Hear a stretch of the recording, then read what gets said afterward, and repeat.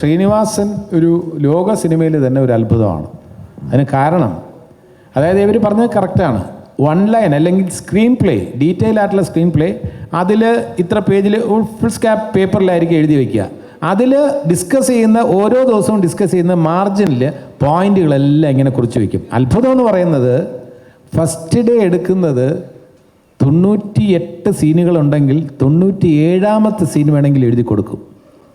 ഇത് വേറെ ഒരു റൈറ്ററെ കൊണ്ടും പറ്റില്ല. കാരണം കഥ ഡെവലപ്പ് ചെയ്യുന്ന രീതിയിൽ ഒരു ക്യാരക്ടർ എങ്ങനെയൊക്കെയാണ് സംസാരിക്കുക, ഒരു ക്യാരക്ടർ എങ്ങനെയൊക്കെയാണ് ബിഹേവ് ചെയ്യാന്ന് ഒരു 5 സീൻ എഴുതി കഴിഞ്ഞാൽ അത് പിടികിട്ടും. ഇത് ഫസ്റ്റ് ഡേ 97ാമത്തെ സീൻ എഴുതി കൊടുക്കാൻ ശ്രീനിവാസന് കഴിയും.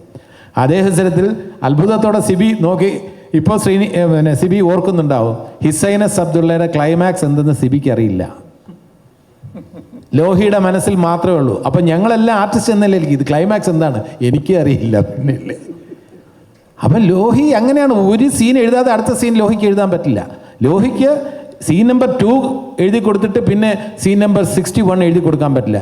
2, 3, 4 അങ്ങനെ എഴുതിയിട്ട് ലോഹിക്ക് ഫുള്ളായിട്ട് നാടകം എഴുതും പോലെ ഫുള്ളായിട്ട് അതിൽ എഴുതുന്നതനുസരിച്ച് 5 കഴിഞ്ഞിട്ട് 6 ചിലപ്പോൾ പറയുന്ന രീതിയിലായിരിക്കില്ല, വേറെ രീതിയിൽ പോകും.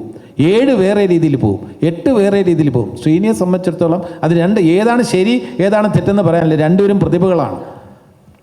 അല്ല, ലോഹിയുടെ ഭാഗത്ത് നിന്ന് അങ്ങനെ ചില പെടല് ഞാൻ പെട്ടിട്ടുണ്ട്. അതെ, ഞാൻ ചെങ്കോലിൽ ഷൂട്ട് ചെയ്യുമ്പം അന്നത്തെ ദിവസം ഷൂട്ട് ചെയ്യാൻ ഒരു 22 കിലോമീറ്റർ ദൂരെയാണ് തിരുവനന്തപുരം സിറ്റിയിൽ നിന്ന്.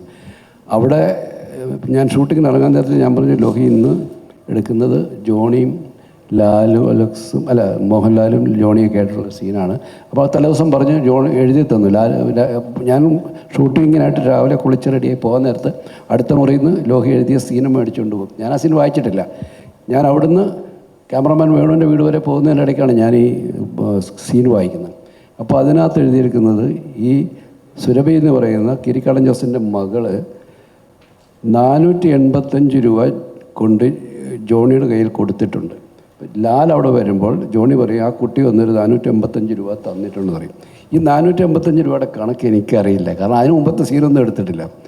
ഞാൻ വേണുവിൻ്റെ വീടിൻ്റെ അടുത്തൊരു ബൂത്ത് ചെയ്തിട്ട് ലോഹി എന്താണ് ഈ 485 രൂപ? ഞാൻ ലാലിൻ്റെ സീൻ പറഞ്ഞു കൊടുക്കുമ്പോൾ ലാലിൻ്റെ അടുത്ത് ചോദിച്ചാൽ എനിക്ക് ഉത്തരവില്ലല്ലോ. അപ്പോൾ ലോഹി പറഞ്ഞു, ഇതിനു മുമ്പ് ഈ പെൺകുട്ടിയുടെ STD ബൂത്തിൽ ഈ ലാൽ ഫോൺ ചെയ്തിട്ട് 500 രൂപ കൊടുത്തു. അപ്പോൾ ബാക്കി ഇല്ലാത്തത് കൊണ്ട് അത് കയ്യിൽ വെച്ചു വന്നു. അവരെ സഹായിക്കാൻ വേണ്ടി പരോക്ഷമായിട്ട് ചെയ്തതാണ്. പക്ഷെ അവൾക്ക് അഭിമാനം കൊണ്ട് ആ പൈസ കൊണ്ട് ഇവിടെ തിരിച്ചു കൊടുക്കുന്ന ഇങ്ങനത്തെ മൊബൈൽ ഫോണും ഇല്ല ആ കാലത്ത്. അതെ അതെ, പല സിനിമയ്ക്കും ക്ലൈമാക്സ് പിന്നീട് ലാസ്റ്റിൽ എല്ലാവരും അറിയുള്ളൂ ലോഹിയുടെ. അല്ല, അന്നത്തെ സിനിമയുടെ മൊത്തം രീതികൾ അങ്ങനെയായിരുന്നു. പക്ഷെ അത് ഒരു മിറാക്കിളായിരുന്നു. ആ പടങ്ങളൊക്കെ വലിയ വലിയ ഹിറ്റായിട്ടുണ്ട്. പലതും 10-20 ദിവസം കൊണ്ടൊക്കെ തീരുന്നതല്ലേ. പിന്നെ അതാണ് 20 ദിവസം 25 ദിവസത്തെ ഒരു പടം തീരുമല്ലേ.